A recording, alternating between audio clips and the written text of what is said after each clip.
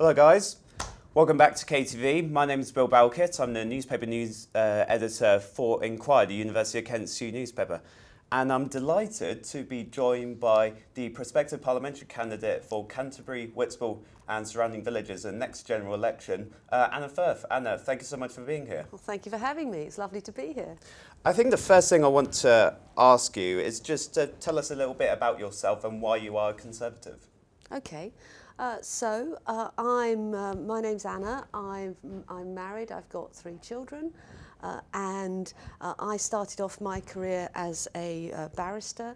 Actually, I did a very, very short stint in banking before that, earned a bit of money, which then enabled me to become a barrister. And I really, really enjoyed doing that. But what I particularly enjoyed doing was sort of fighting for the underdog. And I think that the way our whole system is set up, the legal system, it's quite hard to go to law unless you've got quite a lot of money. So I really always enjoyed fighting for the underdog. And then I had my children and I took some time off to raise my family.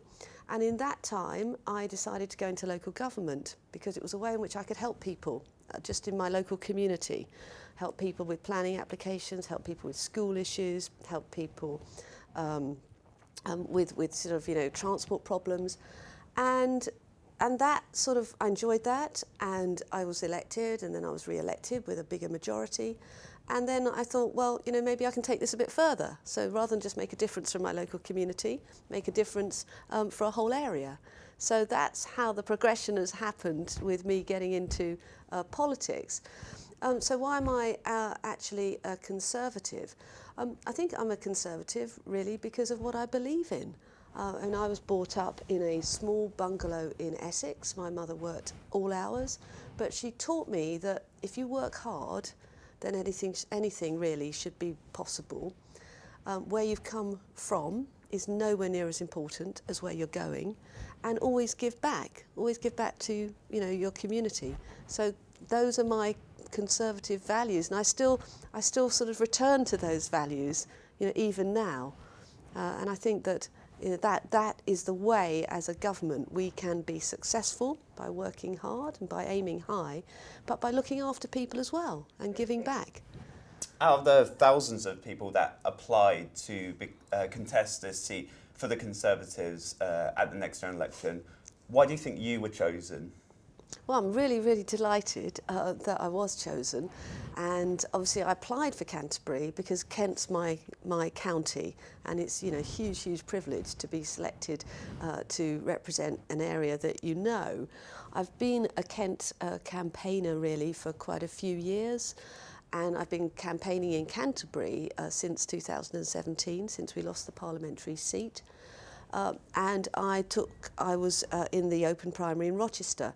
So East Kent's an area which I'm familiar with, and I put my application form in along with loads and loads of others. I was really, really delighted to be longlisted. I went along to that interview, did my best. Then I was down to the last 4, went along to the final, again just did my best, and was really, really excited and delighted to win it. So, why they chose me? I was the only person in that final who had quite a clear vision for what I wanted to do in Canterbury, and I was also the only person from Kent. I think it really does help. I want you to just kind of be honest with this one. Why did the Conservatives lose in 2017 in Canterbury? I don't think that we had a very good manifesto at all. I was campaigning hard during that election in one of the target seats for one of my friends in Dagenham, and it was going incredibly well. And that's a seat that we thought we would win. It was a marginal, and we thought that we had a chance of winning it. Theresa May was 22 points ahead when we started that election, and there was a great response on the doorstep. And then she issued that manifesto, and literally overnight the reaction changed, and people didn't want to know. They didn't like her stance on fox hunting. They didn't like the stance on school meals for taking away children's free lunches, and in particular they didn't like the stance on the dementia tax. And it just changed like that. What happened actually here in Canterbury, at the same time as us having an unpopular message nationally, for the first time ever, the Labour and the Liberal parties sort of coalesced, and a lot of Liberals lent Labour their vote, and they've actually told me that they did that. So, and also, I mean, Julian Brazier, the ex-parliamentary MP, he was sent out of the area by CCHQ. In the last 2 weeks of the campaign, he spent 8 days of that in marginals around the place. So he was sent to Thanet, sent to Eltham, probably, I don't know if he was sent to Dagenham where I was, Thurrock. 8 days of those crucial last 2 weeks, and he wasn't allowed to campaign in his own patch. So those three things really. So how are you going to win it back? Well, I think we've got to do the opposite, haven't we? We've got to have a good manifesto with policies, proper Conservative policies that are going to actually appeal to people. And I'm right behind what the Prime Minister's saying about more investment in our NHS, more investment in our schools. Also, and I think this is really important for Canterbury and Whitstable, more police officers, particularly town centre police officers. But all of that's got to be underpinned by a strong economy. So we've got to have low taxes, which make us competitive on a corporate level, and we've got to have taxation set at rates which we get people's consent to actually pay it. There's no point setting taxes which are so high that it actually just drives all the money offshore, and we can't actually enforce those taxes. So we've got to have that strong economy, and then we've got to invest in the public services that people need. And I've got my own ideas about stuff I want to do for Canterbury. So what are those priorities then in Canterbury? So number one, I really want us to put Canterbury on the map. Canterbury and Whitstable are national jewels. I mean, they are. This.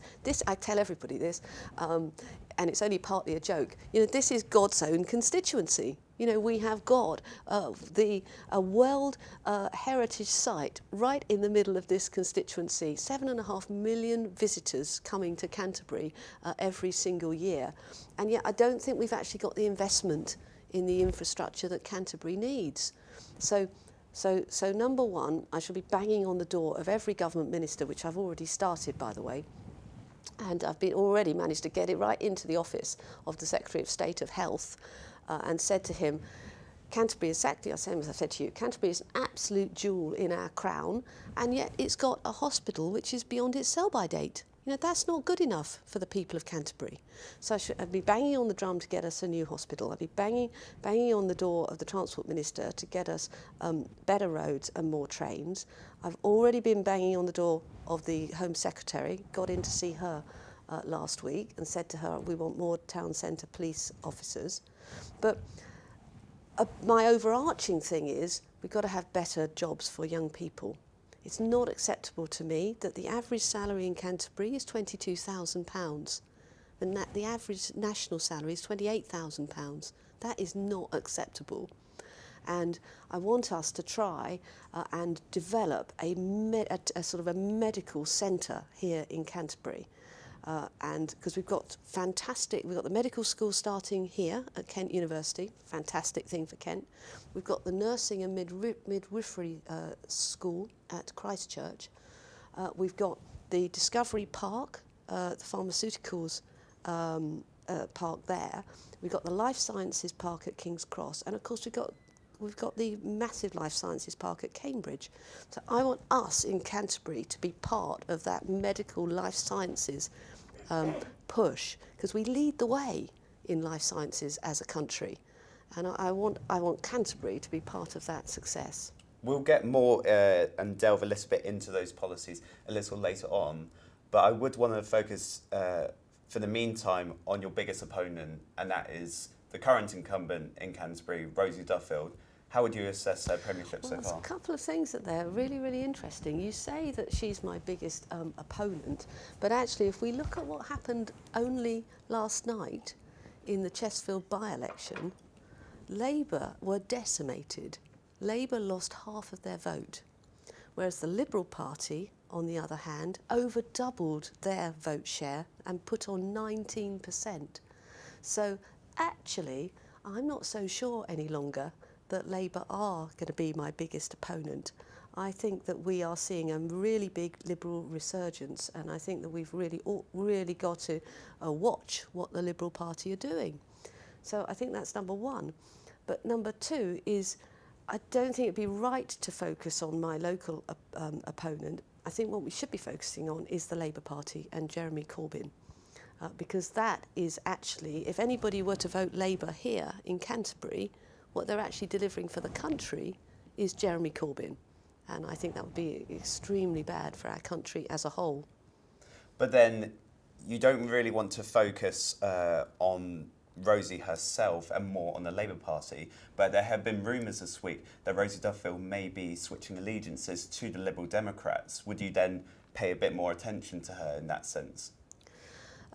Clearly, if she were to defect to the Liberal Democrats, that would be something absolutely quite remarkable.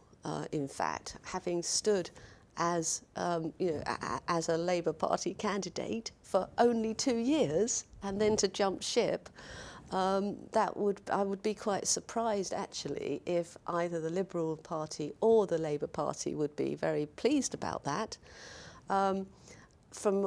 Obviously, from my point of view, I don't want this election to be all about personalities, actually. I would rather that we talked about policies and issues, and which is actually the Prime Minister that we want to be running the country. So that would be my focus. For you, Electoral, you haven't had the most amount of success over the years. Take the South East 2019 EU elections. You failed to get a seat in that. The Earth and Hampstead 2015 election, you were shortlisted in Thanet itself in 2014, but you missed out. And obviously Rochester and Strew in 2014, but missing out to Kelly Tolhurst. What's different this time? Well, you've talked about seats that I thought which were never going to turn to Conservative. But you've also ignored the fact that actually I've had a lot of electoral success in the area where I've cut my teeth. So when I first stood as a district councillor, I was the highest polling councillor in the entire district. And then when I stood again, the next time I increased my majority by 70%. And then in the last elections, I was the highest polling councillor again. So I have actually been pretty successful at the ballot box, and against Kelly, we had a great fight over 3 weeks, and I lost that by 36 votes. Erith and Thamesmead, that's been Labour ever since it was created. That was never ever going to come back to the Conservatives. But it's really, I believe that in my party, and I believe we should fight every seat. So when my party said, would I be prepared to go and fight in Erith and Thamesmead? Yes, I would. Because I believe that in any election, people should have the choice and the opportunity to vote for a Conservative candidate. Let's go strictly on to the hospital, which is one of the big prevailing issues here locally. Damien Green, Ashford Member of Parliament, responded to your claim that you can convince Boris Johnson to back a bid for a Canterbury and Kent super hospital, calling it mad. The former Deputy PM insists that the proposal will not garner enough support from MPs across the county. Why are you so confident? Well, clearly we're going to have a consultation on the different options for East Kent. But I think it's absolutely clear, if you go to the 3 hospitals and you talk to people, particularly if you talk to the MPs, there has been more investment in the other sites than there has been in Kent and Canterbury. So logically, it's our turn here in Canterbury to get some investment in our health service. And I do think if Boris Johnson is about anything, he is about levelling up. He talks a lot about equal opportunities and levelling up education. So I think it's just logical and fair that we now get our fair share here in Canterbury. And whatever the other MPs say, I shall be battling and fighting to get that, because that's what's good for the people of Canterbury. You have not been afraid to take your party to task. In your Conservative Home article, you blamed the Westminster ineptitude for the loss of, councillors just back in May. What's the biggest mistake that your party has made since the referendum in 2016? I think that it was very unfortunate in retrospect that Theresa May made those very strong speeches, one in Florence and one at the Lancaster House on Brexit, setting out clearly red lines and saying that, Brexit means Brexit. And then ultimately, when it came to delivering Brexit, she wasn't able to actually stick up to that. And I think that was extremely unfortunate, because it basically obviously meant that we haven't delivered Brexit. And I think that was that disappointment which coloured those local elections. I was running a campaign for those local elections, and when we started the campaign, I expected a Brexit bounce, because the election was going to be in May, we were going to have left the European Union at the end of March. Happy days. Didn't happen. And I think one of the things that the electorate are absolutely fed up with now is us not delivering Brexit. And so one of my, whichever side you're on, this is the interesting thing, on the doorstep, people who voted Leave, people who voted Remain, they just want us to get on now and deliver Brexit and move on. You've always been a strong Brexiteer with your work with Vote Leave. What's your vision of Brexit? Well, my vision, Brexit is a process. Brexit isn't a thing. Brexit is a way for us as a country to be able to forge our own trade deals again all around the world. And that was the reason that I was pro-Brexit in the first place. For me, it was all about sovereignty.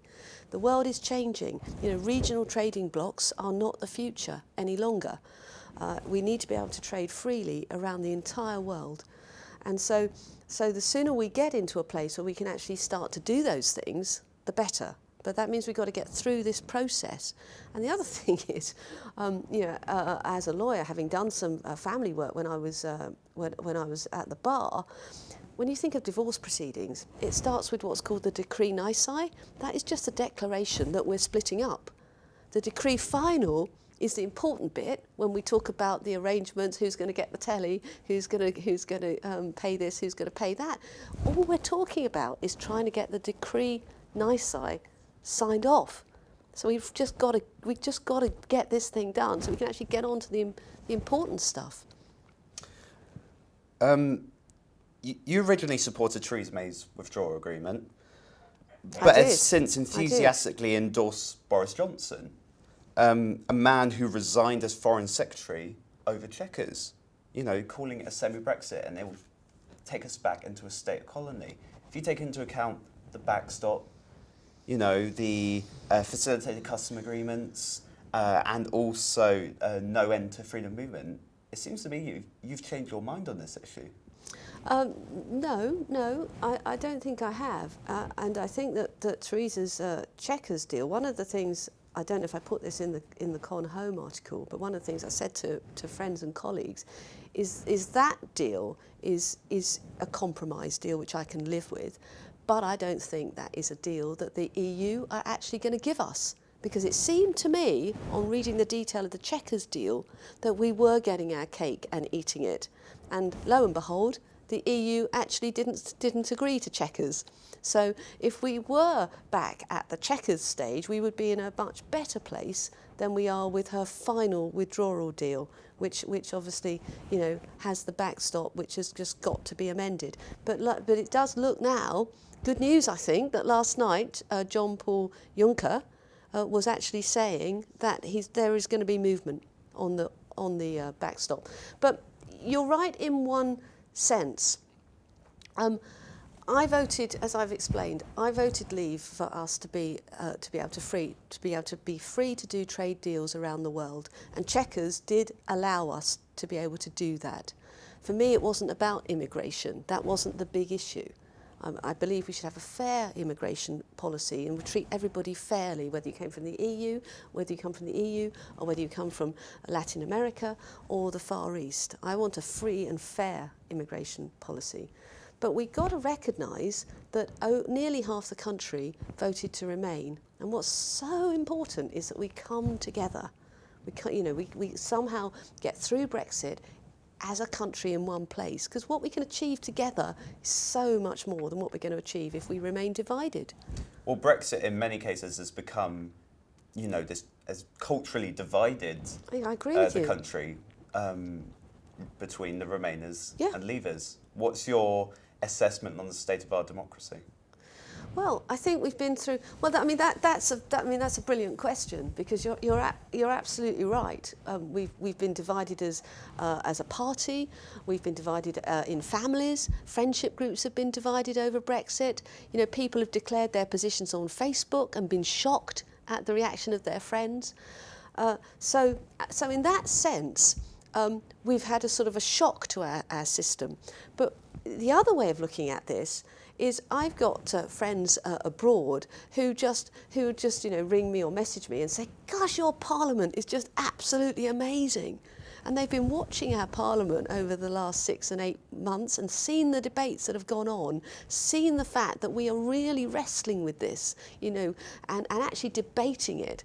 And actually the Parliament is sovereign.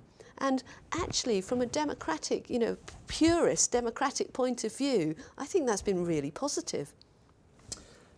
The students will over was what one Tory side at your chances at the next general election. How are you going to strictly appeal to young people, and more specifically students here at the University of Kent? Okay. Well, I didn't.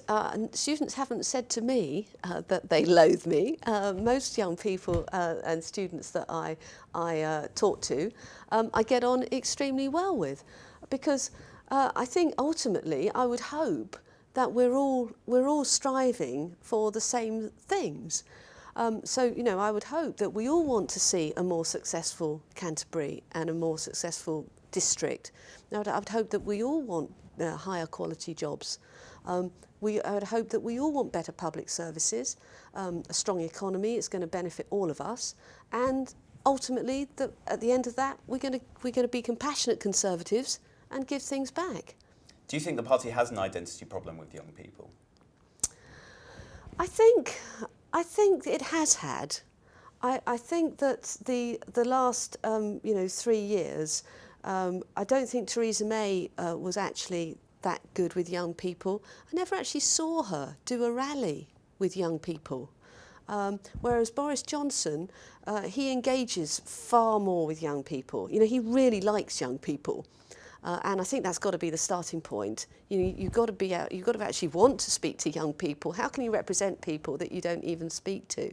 So my approach will be to try and talk to the university, to come and when I'm invited, to come and speak as much as possible, to listen. I had a really interesting evening a couple of weeks ago where we had young people round to the Conservative office, and I just spent most of my time listening. Because I think you can't represent people unless you know what they actually care about. So listening comes first. If we want society to succeed, we need a family to succeed. What did you mean by this?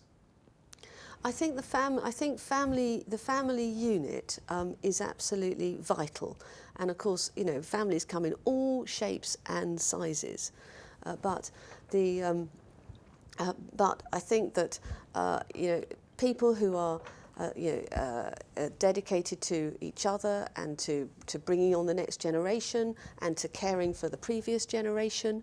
That as a unit, I think, is a very, very powerful thing for society. And I think we want to encourage families, but in whatever shape and size they come in. But with that in mind, I'm curious to know, are you a feminist? It's a really, really good question. And I'm not completely sure that I am. I used to think I was, but Actually, I think that I believe in equal opportunity for everyone. And I think sort of the days of sort of burning your bra, if you like, and sort of chaining yourself to railings, I don't really identify with that form of feminism. Maybe because I was extremely lucky. When I became a barrister, I was the only. I was one of very. There were women in my chambers, but not many. And it never occurred to me that there was any prejudice. You know, I didn't feel that there was any prejudice in the law whatsoever. And so I didn't feel I had to rail against something. I felt as if I was accepted on my own merits. And I just think everyone should be accepted on their own merits. I had a look on your website and your main priorities, and there's a Photoshop picture of Boris Johnson in one of the photographs. Is Boris coming to Canterbury? I certainly hope so. There's been rumours. Yeah, absolutely. And I'm obviously in contact with his team because I took a role in the leadership campaigns. Actually, I hosted both of the final candidates, Boris and Jeremy Hunt, in West Kent. So I'm in contact with his team, and watch this space. So is that a yes? I wouldn't like to say he's the Prime Minister, but let's just wait and see. Okay. We'll end the interview with a little game. I'll say a word, and you've got to kind of describe it to me in one word. Wow. You have to do that? Yeah, of course. Number one, Farage. Extremist. You'd say he's an extremist. I would. Even though that you both believe in Brexit. I don't believe in his form of Brexit. So if the Conservatives were to make a pact with the Brexit Party, you wouldn't be for that? That's another issue because pacts have give and take in them. You know, if you think about the Conservative and Liberal coalition, it took them days, didn't it, to actually decide which bits they were going to have, which bits we were going to have. But I think Nigel Farage is becoming more and more extreme as he's getting older, and he's divisive. I don't like that divisive approach to politics. Yellowhammer. Yellowhammer, well, precautions for the worst case. And I'm very pleased to know that we as a county have prepared fully for any Brexit fallout that comes along. Has that made you more or less sceptical of a WTO Brexit? Neither, really, because as I sort of keep stressing, Brexit is a process, and Yellowhammer is about mitigating the risks of that process, particularly for us in Kent. I've looked at Yellowhammer, and I've talked to the Kent County Councillors, and I've talked to the Chief Executive of the Kent and Canterbury, and I'm very reassured at the amount of work that's being done. Corbyn. Unelectable and an economic disaster for this country. Somebody who will undo all the good work that the Conservatives have done to put the economy back on the straight and narrow. Remember the note that Liam Byrne, the previous Secretary to the Treasury, left when the Labour Party... We've run out of money. That's what we will return to with Corbyn. Proroguement.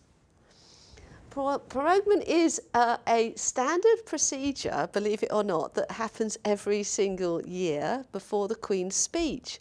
But it's not. But it's something which we have all focused on enormously in the last couple of weeks, and we'll have to wait and see what happens next week. So, from a legal standpoint, what's your kind of assessment on the current Supreme Court case that's ongoing? I'm not going to call it. Because I've been a lawyer for long enough to know that although the judge appears sometimes to be going in one direction, that doesn't actually mean when the final judgment comes out that it's the way you think it's going to be. So we'll have to wait and see on that one. Cameron. A moderniser and somebody who took our party out of the wilderness and back into government. So Whatever, a bit disappointed in him releasing his memoirs this week. Don't completely understand why he thinks that now is a great moment.